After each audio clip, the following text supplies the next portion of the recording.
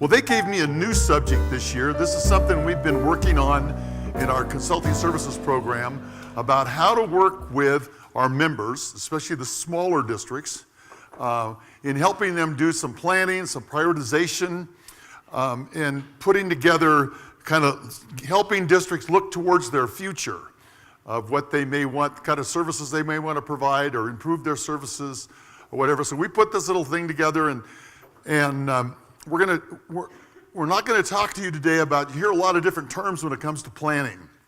You hear people talk about strategic plans, you hear people talk about business plans, capital plans.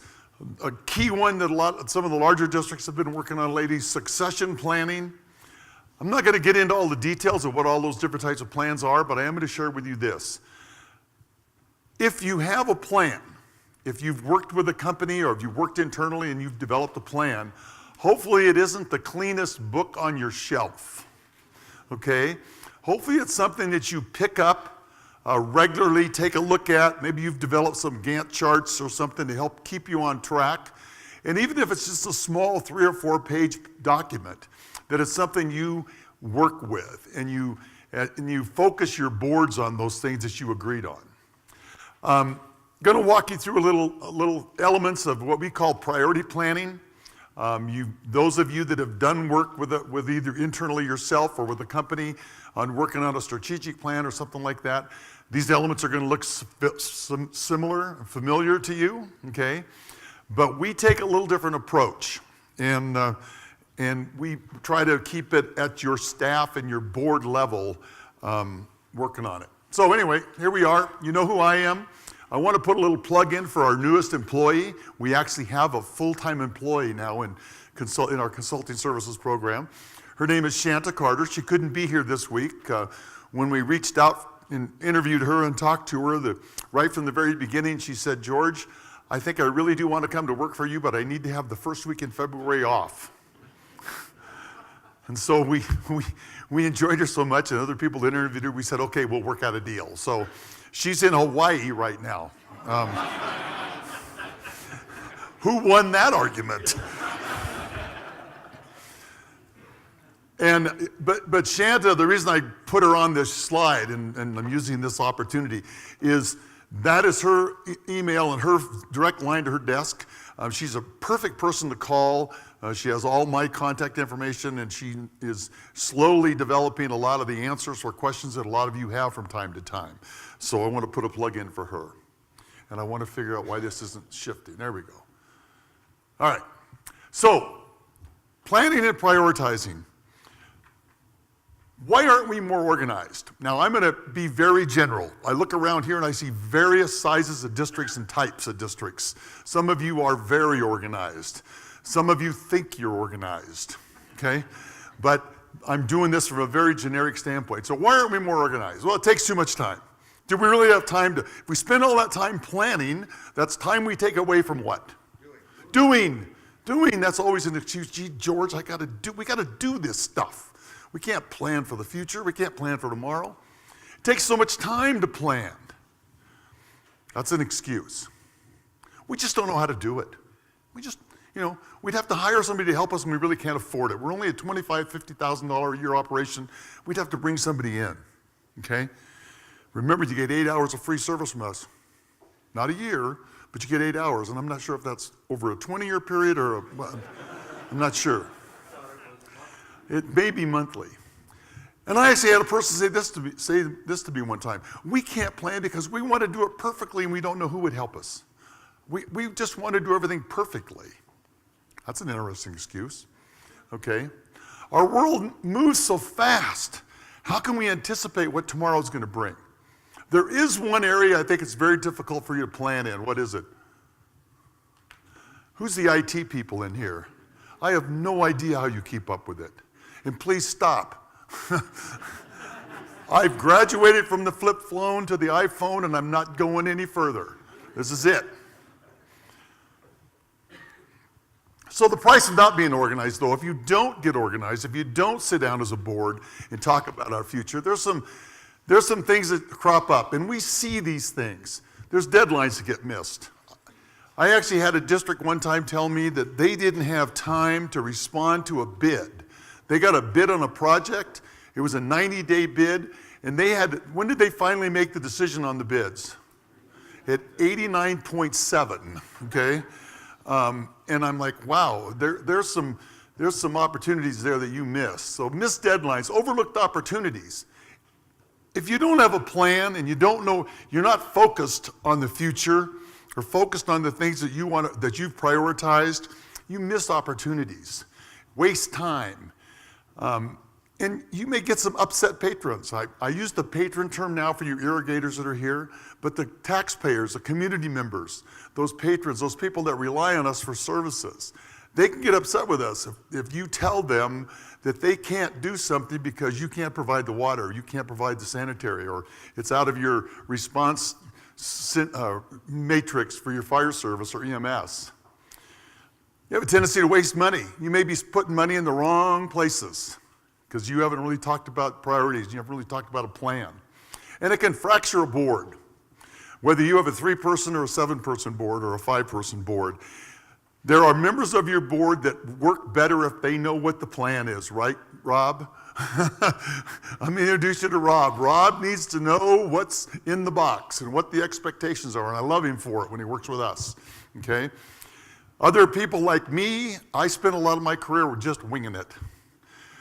We made a lot of mistakes, okay? And as we got better at planning, we brought those things, we brought people together, and we went in a real good focused direction. So if you don't have a plan or you haven't talked about doing some planning and what your priorities are in your organization, you probably have a fractured board and you may not even know it. So, efficient and effective boards, this is a little George Dunkelism. Efficient and effective boards develop plans to prioritize goals, collaborate with staff, and who did I leave off? There's a key element that I left off there deliberately to see if you would pick up on it. The public, very good. The community. Do you ever take the time? I was really impressed with my city. I live in a small city of 7,000 people, and just recently, now I've been there for, I won't tell you how long, it's been a long time, but just recently, once a year, they have a community meeting with the city. Anybody can come. They put on a little dog and pony show you what some of their plans are, what may be in the future, and they take input. Now, they take input at some of their meetings, too. Don't misunderstand me. But they're actually reaching out to us, and they're making a big deal of it. They're putting billboards up in town. They've got it on the newspaper, that they're going to have this community meeting, and y'all come. They're going to have it at the school. And I went, wow, that's pretty cool. The city's doing that. And I look around, and guess what? I'm serviced by a fire district, a soil and water conservation district, a drainage district. I'm not sure who those people are. Now, I know them because of this working relationship. But if you go to my neighbors, they don't know who they are, okay? And I thought, what a good idea the city's come up with. Once a year, once every couple of years, just invite the public, donuts, offer something that may bring them instead of just your regular meeting that probably they don't show up to, right? We don't, unless you've done what? Yeah, you've screwed up, baby. All right, so I deliberately left that off there to make sure that you understood it. So I should write in, and if I was really IT-oriented, I'd be able to hit this button and it would say community. I can't do that, okay? So the things that I want to talk to you about today, and this may not take till noon, depending on how the questions go. All of you in this room have probably been in a class with me before, or presentation with me before, and I always like to say this, you can raise your hand at any time, okay? We'll try to help you with the question then. If we can't, we're going to answer it later. We're not just going to turn you off, okay? All right, so we're going to talk about 3 areas. 2 areas. The planning process steps is really this. We're going to talk about establishing a mission, vision, and value, and what that means to your organization, and show you some examples of districts that have done that. Some of you may recognize them. I think there's a few that I used. I think there's some districts represented here. And then what do you prioritize? Do you establish goals, objectives, performance measures, or targets? I think plans should be designed for your type of district and your size of district. Having a book this big for the Cameron Road District is just going to be a bunch of pictures because they don't have that much road. But for Clackamas County Fire 1 or Tualatin Valley or big park and rec district, Tualatin Hills or something, their plan may be that big. And hopefully it's the most damaged book on their shelf, okay? So let's go through some things. What about a vision statement? How many of you have a vision statement for your district? Be proud, raise your hands. Excellent, excellent. Those of you that didn't raise your hands, don't feel bad, okay? Here's what it should be, okay? How do you want your district and your services to be seen? You may not be in the position today to say you're the best at doing something for your community or is doing it as well as you would even like to do it or you'd like it to be done in the future, okay? But if you develop a vision statement, what does that do for you as a board? Gives you a focus, doesn't it? You can ask the question. When something comes before you, you can ask the statement, how is that going to help us get to our vision? How is that going to help us be the best service provider of the service we provide in our region or for our community? How do we better meet their expectations, okay? Do you have a vision for your district? We kind of talked about that. Do board members, the board, agree and staff with the vision? If you have a vision, those of you that raised your hand, have you asked yourself that question? Do you review it periodically and go, is that still our vision, okay? And you talk about that with staff, not just with your fellow board members. Actually talk about it in a meeting or in a work session. Do we still agree with that, okay? Is it future oriented? Is it achievable? Ask yourself that question. It's great to have a vision. We wanted to be seen as the premier provider of emergency services in our region. No, one station. Tualatin Valley's got 30. They're in our region. We got to work on it, okay? But is that a bad vision? No, because we're worried about the people that are serviced by that station, okay, and where we may have to put a new one. Is it achievable? What is the lifetime of your vision? Can your vision statement change?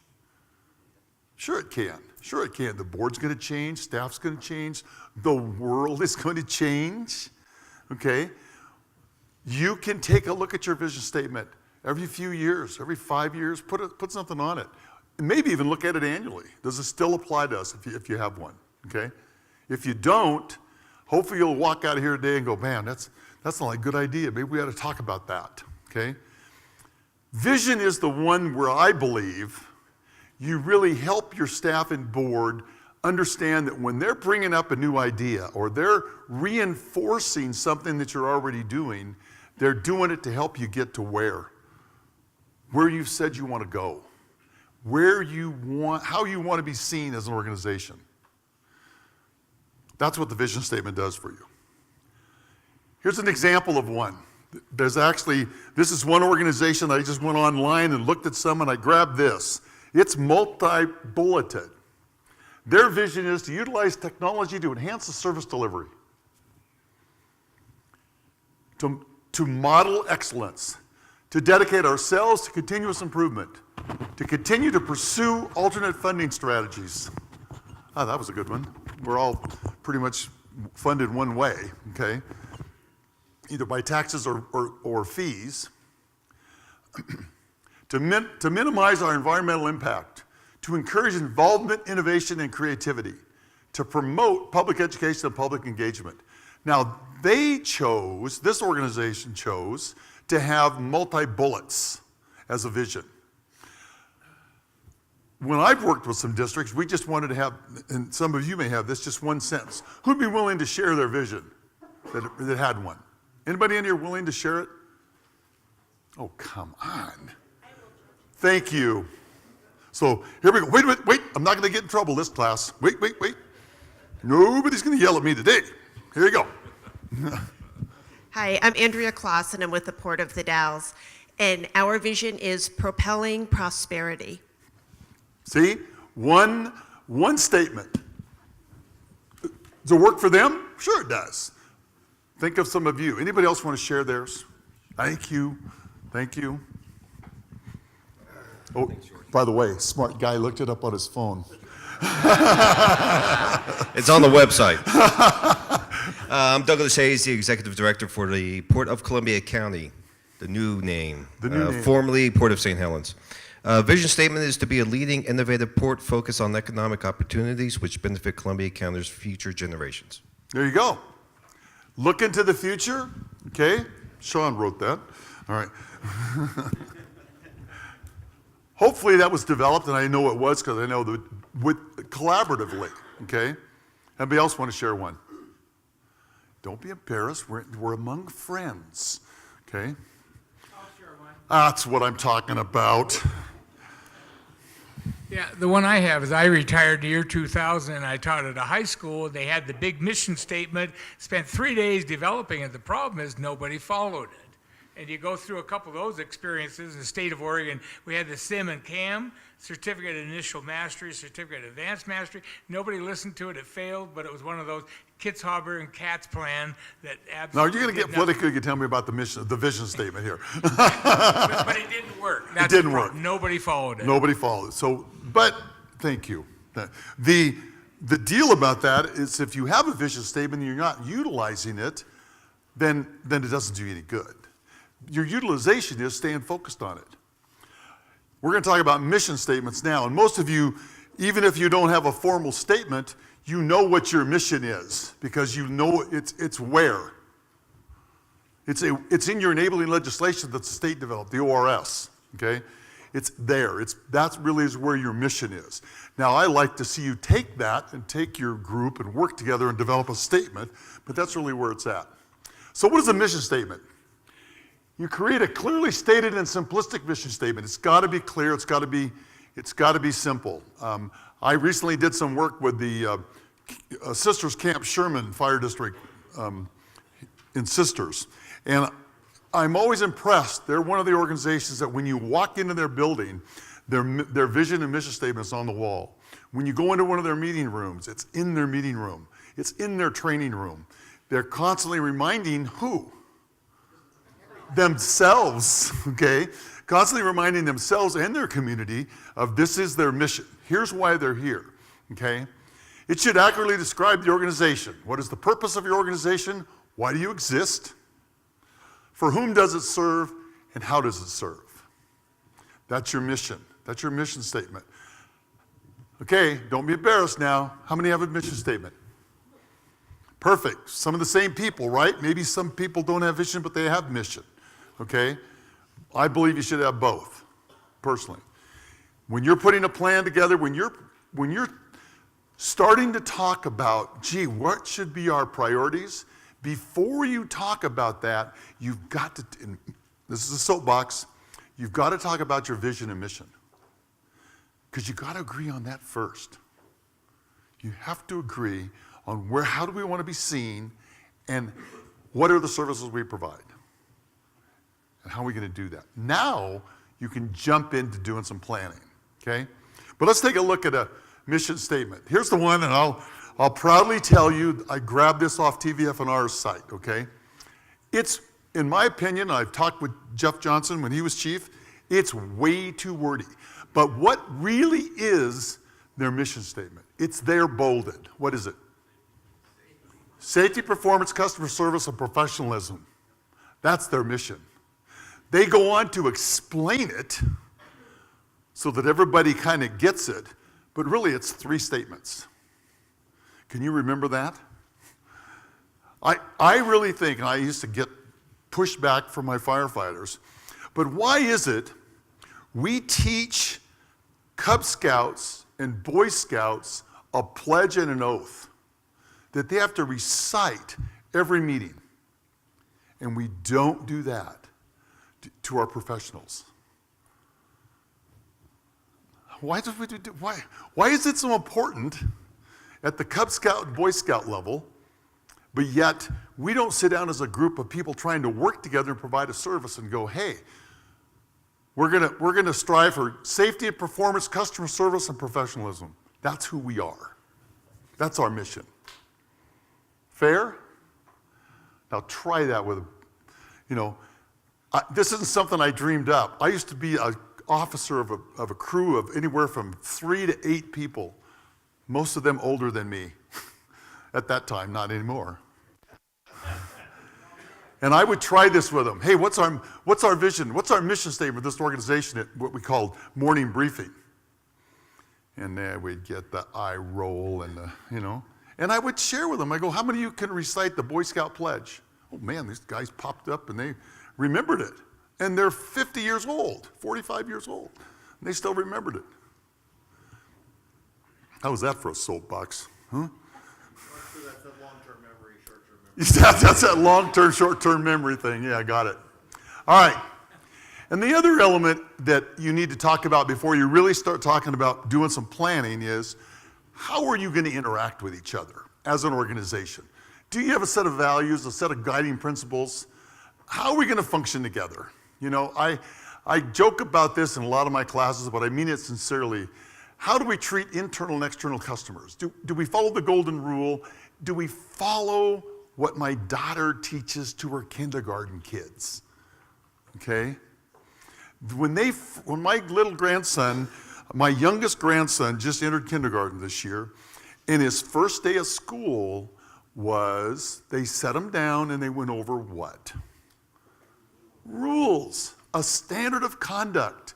Here's our expectations of 5-year-olds, okay, that are all going to turn 6 during this school year. But they have an expectation for them. Now, I will tell you that my grandson came home and went to his mother, who was a teacher, okay, and said, "It was scary there today, Mom. There's a lot of rules." There's a lot of rules. But really, what are they? They're pretty simple, aren't they? We're not going to throw sand, okay? We're not going to play with other people's toys unless we ask. Those basic things, right?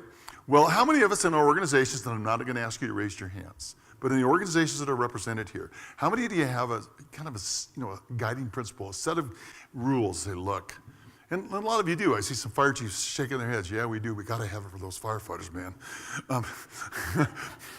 But really, do you really sit down and talk about it? I will guarantee you that, and I wish she was here. If she was in the room, I would point her out. But the snow kept her home. I didn't know that we had a set of guiding principles when I got married. But I soon learned them. Okay? I soon learned them, and they've worked for 46 years. Okay? Send her that lecture on disclosure. Yeah, I needed to be in that lecture, yeah. But that really is true. Do we go over, And the reason I bring this up in planning is this. You're going to bring a group together. You either have got a plan that you're going to review and try to prioritize, which we've helped some districts with, had one that it's kind of gathered dust on the shelf, and you want to bring it off and dust it off. Because guess what? One of the things I've learned about getting older, I watched some of the fire services today and some of the things they're doing, and guess what? We tried that in 1979. We tried that in 1985. Might work today, but God bless them, they're still coming up with those ideas, okay? There's something we tried to implement in Columbia County back when I was working with Dave, is non-firefighter paramedics driving around in our ambulances. The union said, oh God, we cannot do that. They got to be us, okay? Guess what they've implemented today? Non-firefighter paramedics. Because they got busier, and the firefighters said, oh, no, we don't want to do all that work. And I'm not making light of it. It's just the reality of the change in the culture. And now it's the right thing to do. And that's why I say you may have plans sitting on your desk, sitting on a shelf, that didn't work for you. But they might today. Maybe all you got to do is bring them off, dust them off, and revisit them, okay? So, have a set of guiding principles or values or something that you're going by, okay? And here's another little thing. What they do for us is they guide our actions with integrity, courage, respect, and accountability. They anticipate and respond to the needs of our community.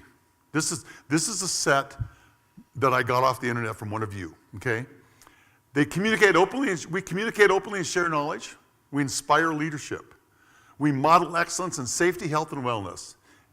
We're fiscally responsible. Now, fiscally responsible means something to a lot of us, but it may mean differently to a lot of us, okay? And that's one of the discussions at the board level that we have to have in planning, is what does fiscally responsible mean, okay?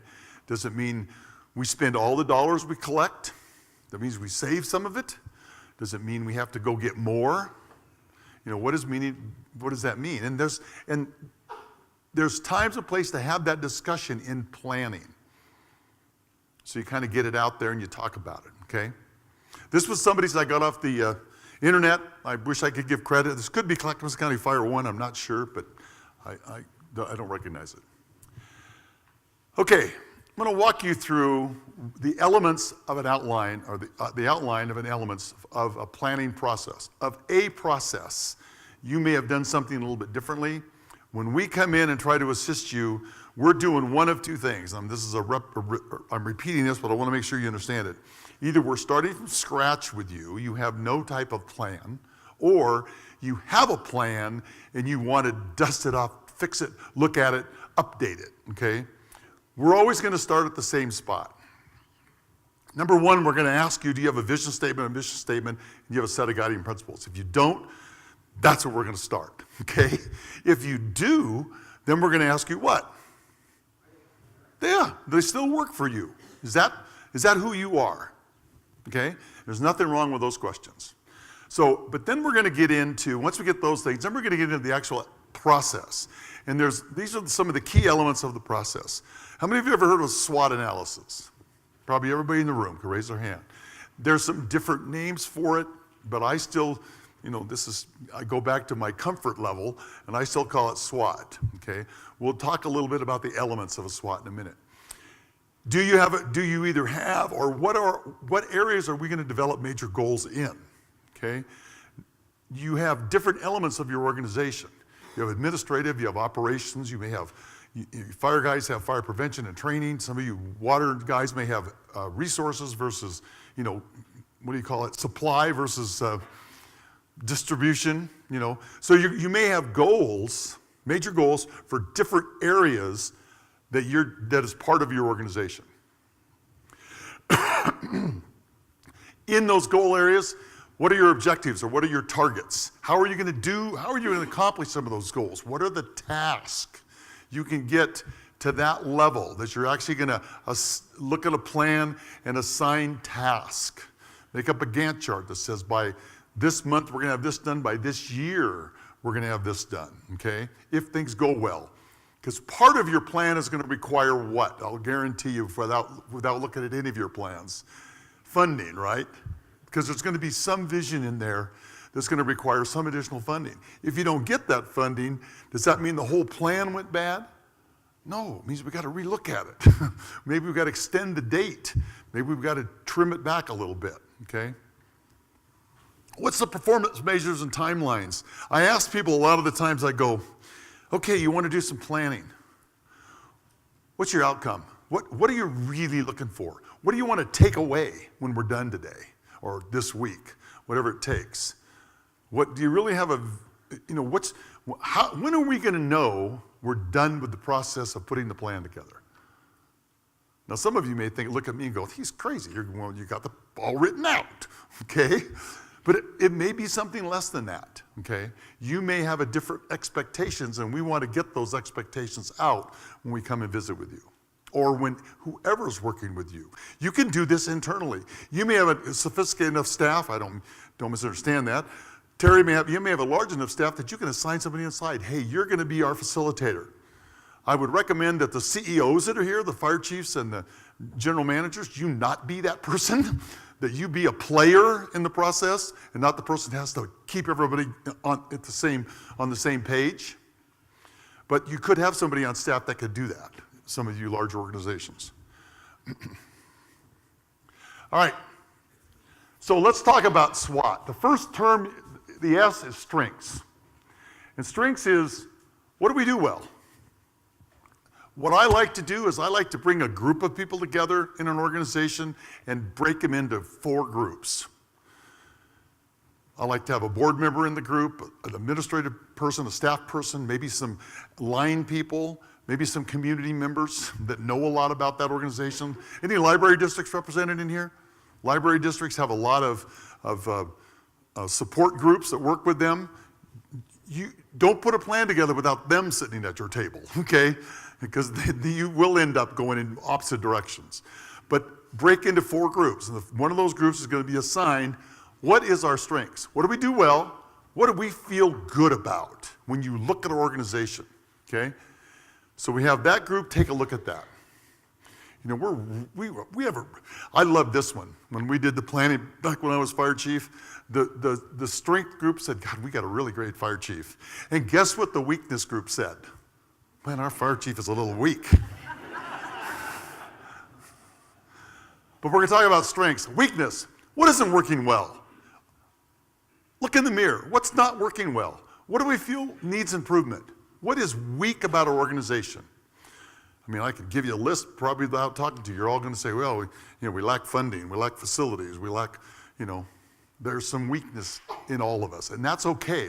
You're not being critical of your organization, you're being what? Honest. And guess what? There could be somebody in that little group that you don't like what they said. It don't matter. Write it down. That person felt that way, felt that was a weakness, or felt that was a strength. We're going to capture that, okay? The other one is opportunities. The identification of opportunities for an organization follows the assessment of strengths and weaknesses. Opportunities are not solely focused on existing services, but on expanding and developing new possibilities both inside and beyond the traditional service area. We hand a sheet of paper like this to a group, we give them that paragraph. Because we want them to look at opportunities outside, not only just internal, okay? And we just want a list. What are some of the opportunities? Now remember I told you this is 4 small groups. One of them's got opportunities. One of them's got strengths, one of them's got weaknesses, one of them's got threats. What are the threats? Threats are the conditions in the internal and external environment that are not under an organization's control. However, by being aware of them, the organization can develop plans and programs to either mitigate or respond when a threat becomes a reality. By recognizing possible threats, an organization can greatly reduce the potential for loss. If you are a water district or a sanitary district, and I'm just using this as an example, what is a threat to you? Don't answer that. If you're close to a city, it's the city. Fair? They can just go out and grab, unless you become a PUD, or People's Utility District, or done something to prevent it, they can just reach out and grab you. Cities used to be a big threat to fire districts. That has kind of been alleviated with the enhancement and the development of rural fire districts that now protect cities. But in some areas, for example, there was a fire district down in one of our counties that city sat right in the middle of it. The city just kept growing and growing and growing. What happened to the fire district? They didn't do any planning, they didn't do any work, and it went away. Okay, they reversed. Now the city provides a service to the rural area. Okay, so that could be considered a threat. All right, so you've had these 4 groups meet out there. Now, when they come to report to the whole group, do we just say, "Thank you, this table, for telling us what our strengths are"? No. Everybody else that worked in those other groups gets to say, "Oh, thank you, but here's another strength." Or is this really a strength or is it a weakness? Or is it both? Does that make sense to you what we do? So, yes, we have them do the initial work, but then y'all come together and get to pick on each other. Get to add, subtract, okay? And we do the same thing with weakness, with opportunities and threats. So that when you're done with that section, what do you have? You have a consensus list of, here's what we think our strengths are, here's what we think our weaknesses are, here's what we think the opportunities are for us, and here's some threats. Now, why do we go through all that work?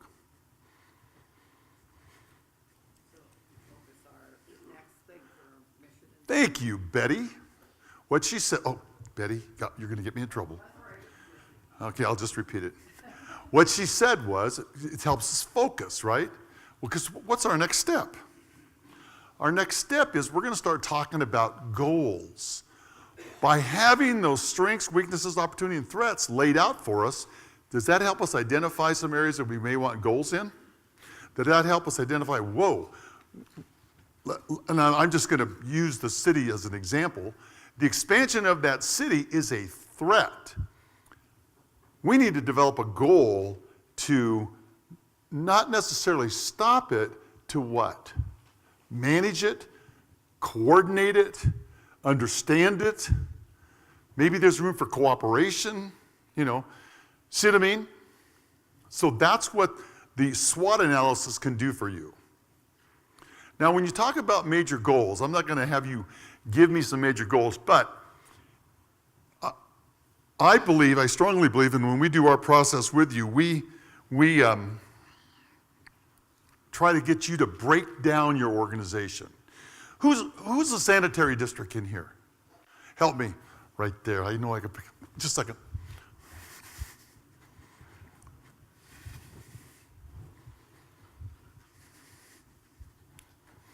If you were to, and maybe you've done this, and knowing you a little bit, I'm sure you probably have, but if you were going to break down your sanitary district, sewer district, what would be some areas that make up that district?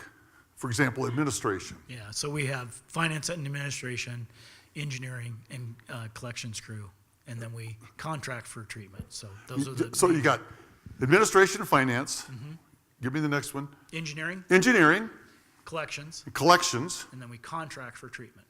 and So it's okay. So treatment would be another one, Yep. right? Yep. And you've chosen to contract for it. Yep. Why is it just called collections? Why isn't it called like accounts receivable? It actually is the people who work in the collection system, The system. not It's a system the thing. finance part of collecting money from people. So finance Okay. does all the accounting and collection of fees. All right.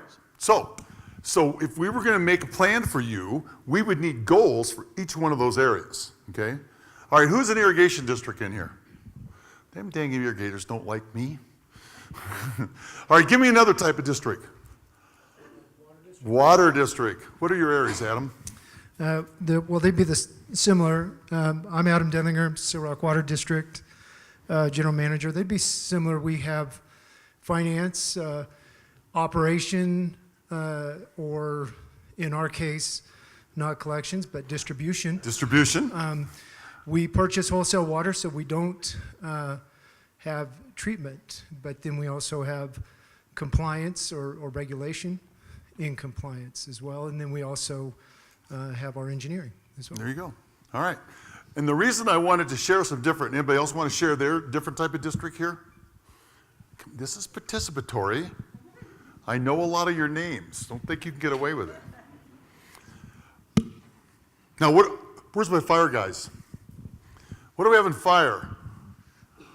So we have operations division, training division, maintenance division, and prevention division. The four primary divisions that we have, and administration. All right, and administration. What's, well, I don't need that. By the way, I want to say, did you just notice something I did there? I had this mic up by my other mic, out in front of the speaker, and it didn't feed back. They got a really good system here. I mean, I would have thought you could have all been grabbing your ears when I did that, but it didn't work out. Okay, so.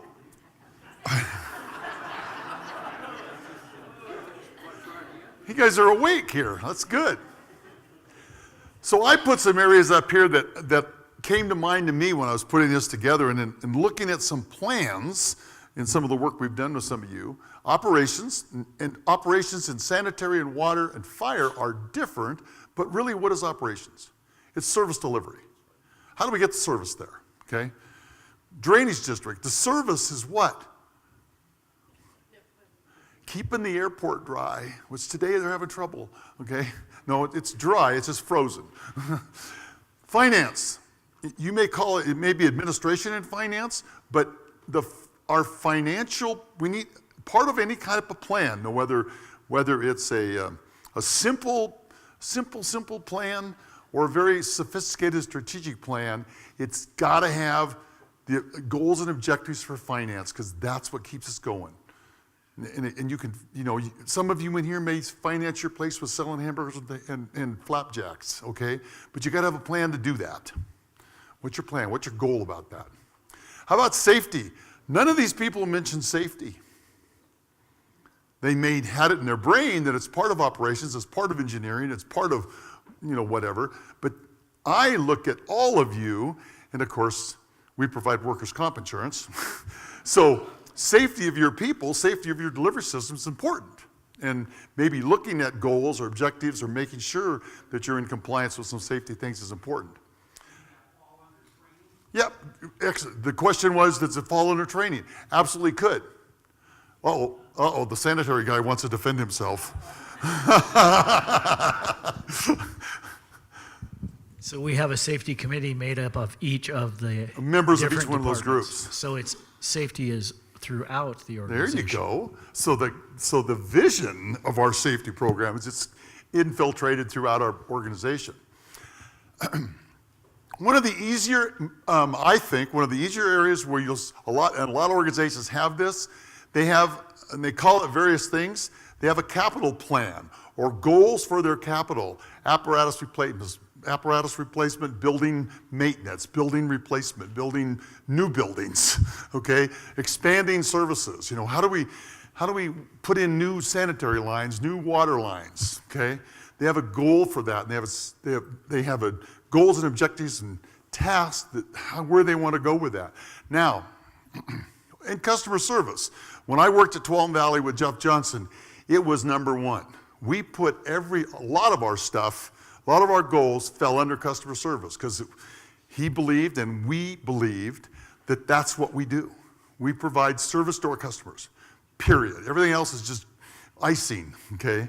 It's all about service delivery. Go, sir. Where is security there? That's a great one. That's a great one. Where is security here? I would say in our organization, it's in operations, okay?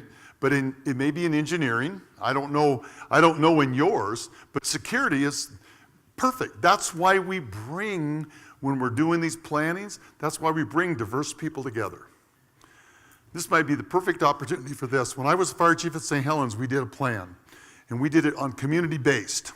And I was kind of the outsider, even though I grew up locally, I was kind of the outsider. So when we started really talking about this, a lot of the people that had been there a long time looked at me and said, well, we got to make sure this group's not represented. We got to make sure this group's not represented. We sure want to focus on this group.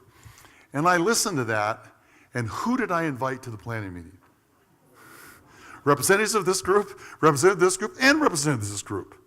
Because I really honestly believe, if you want a good plan, you have to have I use the term distractors, in the room.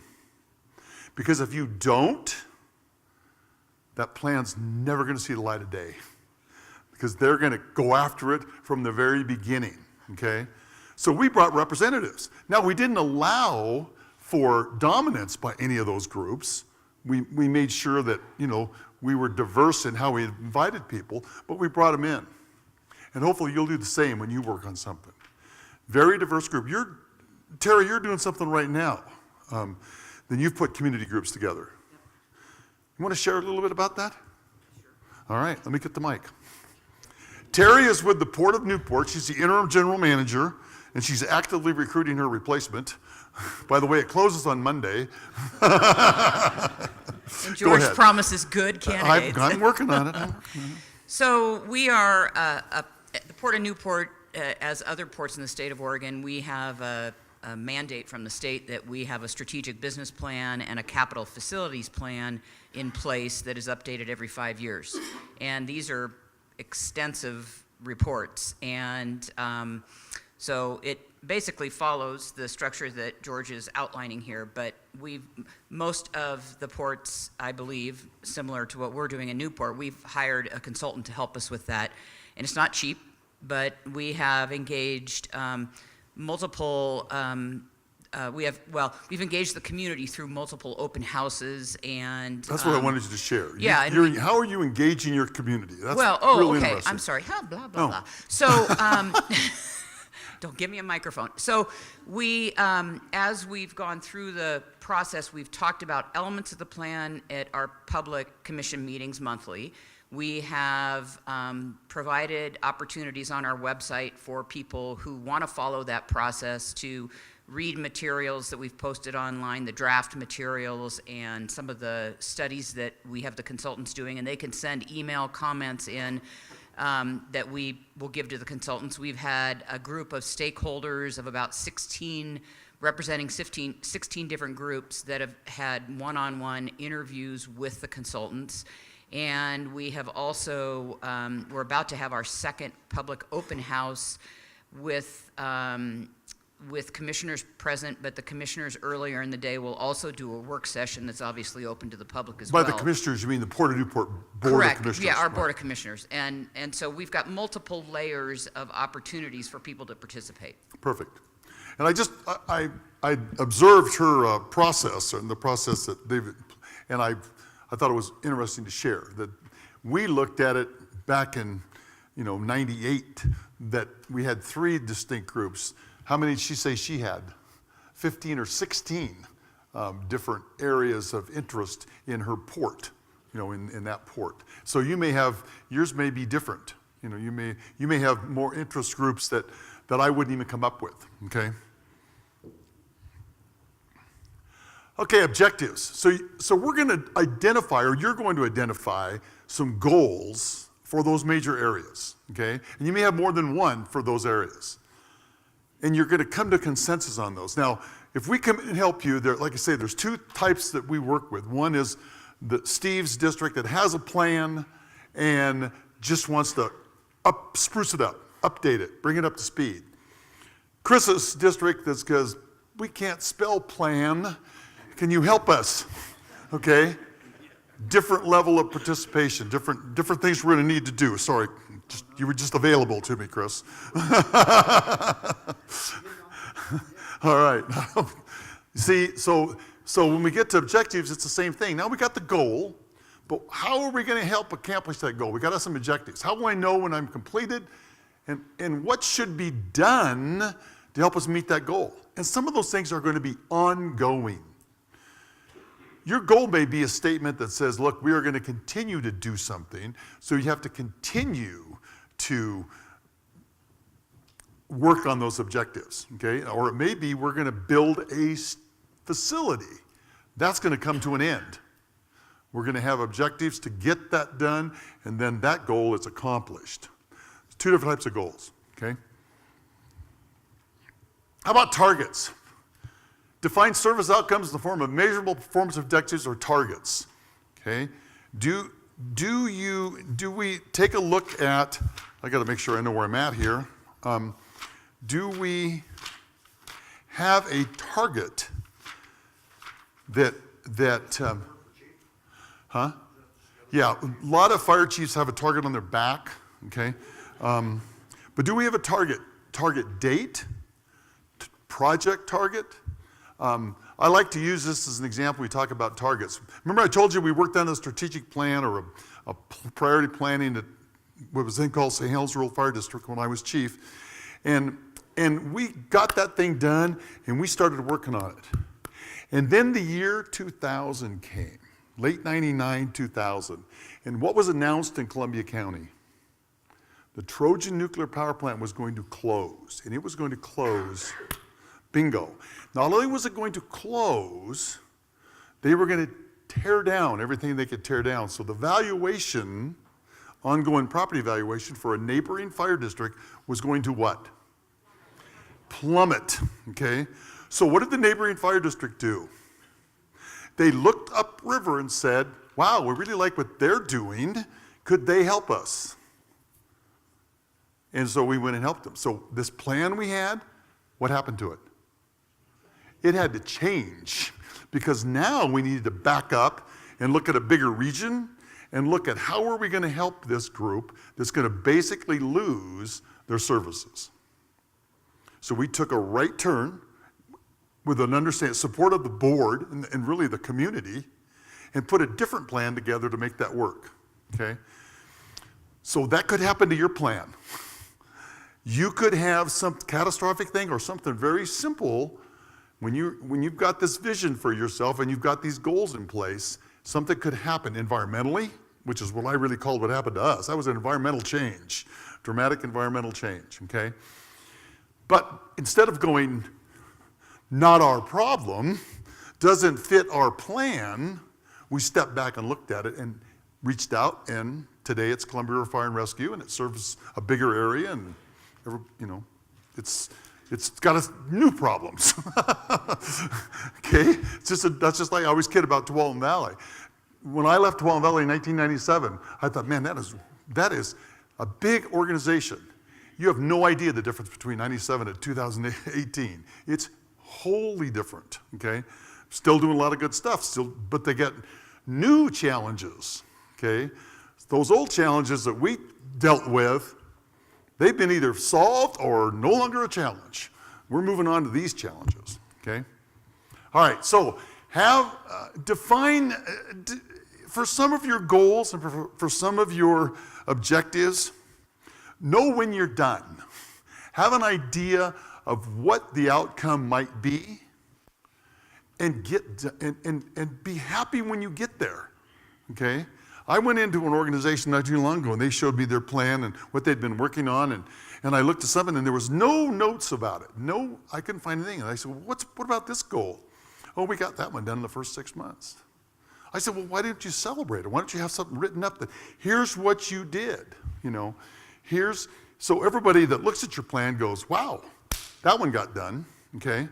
So you have a target, have an understanding. I don't like the way you're looking, Rob. You okay? Yeah. I know. I got this feeling I'm going to get pinned down in a corner later this afternoon. Rob and I are good friends, so I can talk to him like that, okay? All right. Some examples of performance measures. These are just ones that I threw up here, and they're not sophisticated. But do you have performance measures today? Or if you were going to do some planning, we definitely would assist you in writing some for the particular goals and objectives you do. Here's an example. If you're a fire service, dispatch to arrival within 5 minutes 90% of the time. What's that say? That says that your unit, it's very simple, it's only 6 or 7 words, from the time they're called, from the time that the dispatcher lets them know they've got an incident, they're going to arrive 90% of the time within what, 5 minutes? Now, is that saying to your community that they're going to get there within 5 minutes 100% of the time? No. Throughout the district or throughout the service area, they're going to get there 90% of the time. Now, I don't want to be in the 10% that they're late, okay? But in reality, as a board member and as staff, things are going to happen. It's going to snow, okay? The wind is going to blow. Things are going to happen. Another one might be average customer satisfaction score of 4.6 out of 5. A lot of organizations, when they send out their bills, if they bill people or if they provide a service, they provide some kind of a questionnaire on how they did. The one that we used to use was a scale, 5 was perfect. They couldn't have done any better, okay? A goal might be, or an objective, or a performance measure might be that we're going to have an average customer satisfaction score of 4.6 out of 5. That's pretty good, okay? Because you're looking at a guy that when I get those surveys, nobody gets a 5. You know, I'm pretty critical. I mean, I like 4s, I'm really good at, okay? But 5s, it's hard for me to give people 5, because what's the message I'm trying to send them, Richard? No. Not that I'm perfect. Oh, by the way, on this, 5s are permitted. Yeah. Oh, is it a 1 to 10? My point is this, is that I would much rather tell Roger, look, I really liked your service, but I don't want you to stop trying to get better, okay? I want you to continue to try to improve. So maybe sometimes I go 4.7, I'll write it in, all right? Another performance measure would be interruption in service delivery less than 1% of the time. I wrote this in here for you water folks, okay, or you PUDs, People's Utility Districts. I happen to serve on a board with a gentleman that's a manager of electrical co-op, and he shared with me one day that their interruption, their goal for it's a rural, very small community rural co-op. Where's Crawford? Crawford gets their service, okay? And their goal is that no more than 10% of the time, that their service interruption for less than 10%. Now their power What's your expectations for power? When you flip the switch, it comes on, right? I told him, I says, I don't want to live in an area where you're only going to give it to me 90% of the time. But they have, what's it take to get that 100% of the time?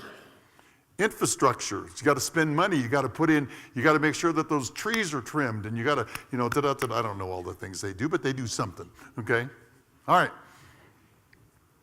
The irrigators aren't here, but they work in a world of feet per acre, okay, or foot per acre. I don't know if this applies. I was hoping they'd be here and they'd beat me up on this one.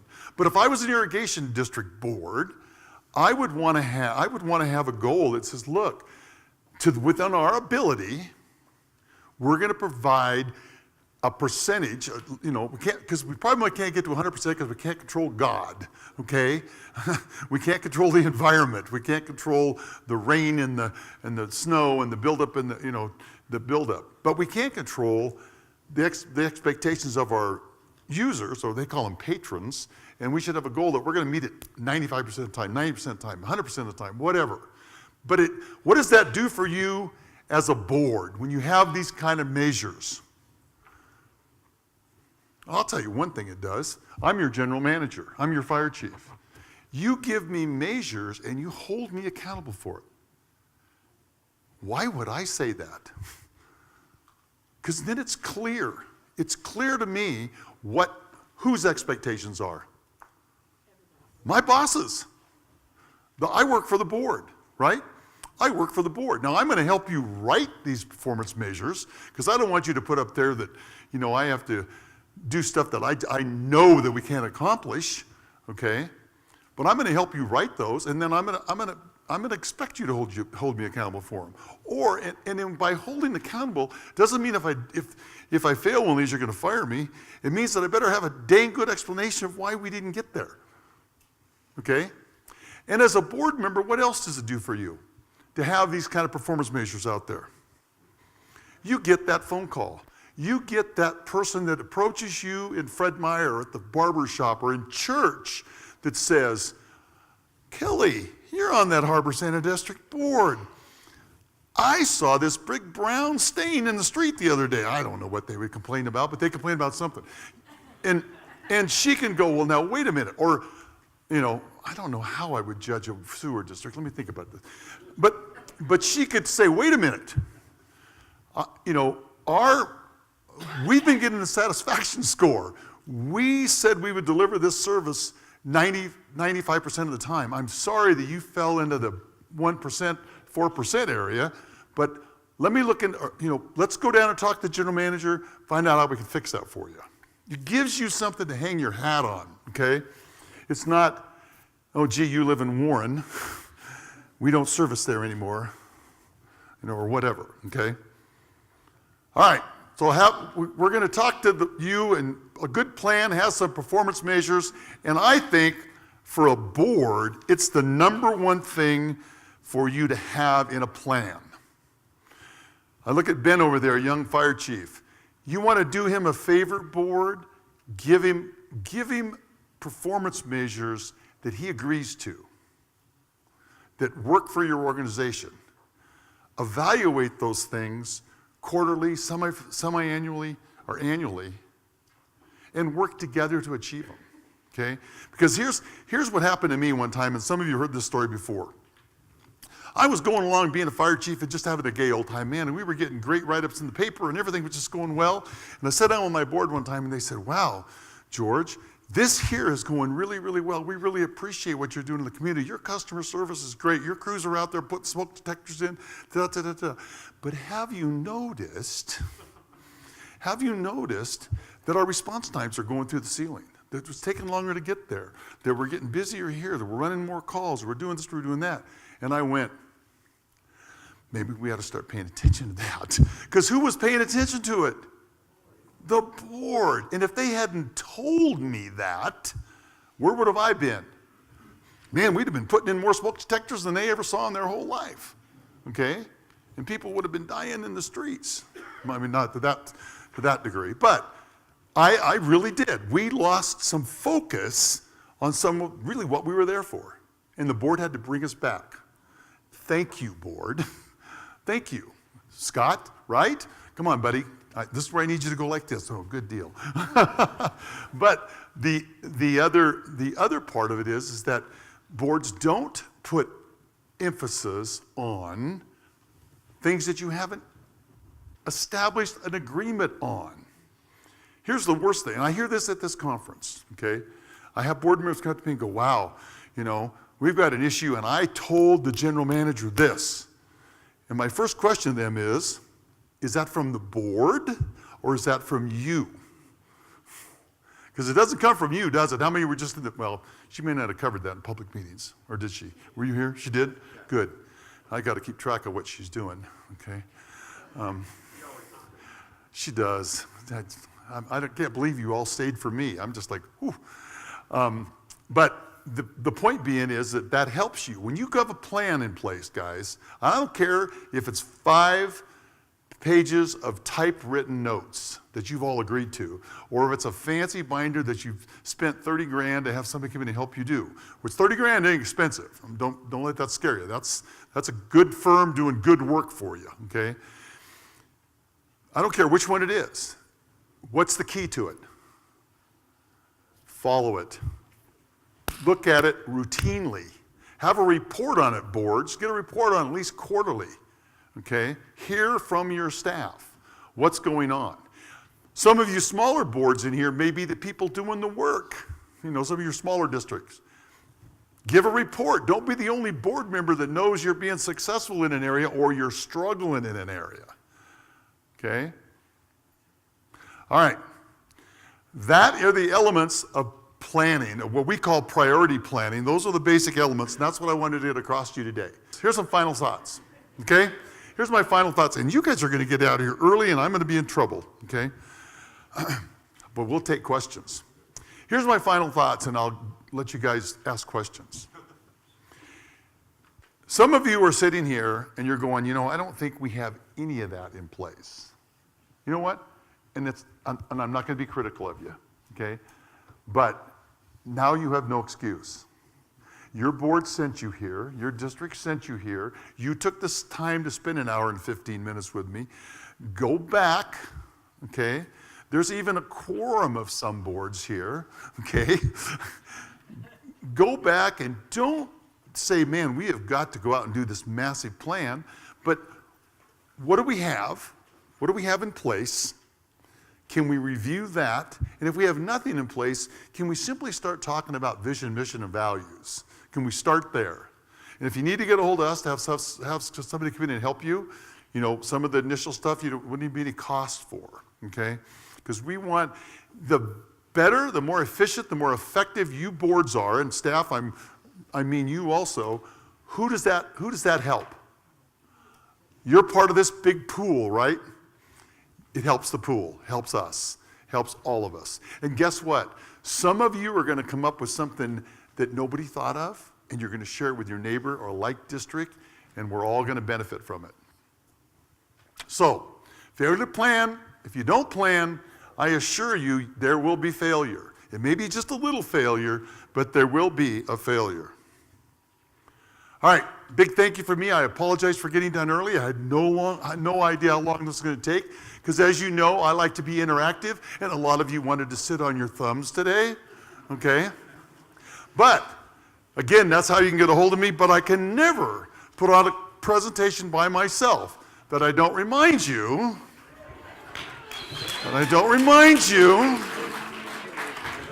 you know, that we don't know. Part of planning, we don't know what 2019, 2020 is going to bring. We may actually have a football team this year, okay? Nope.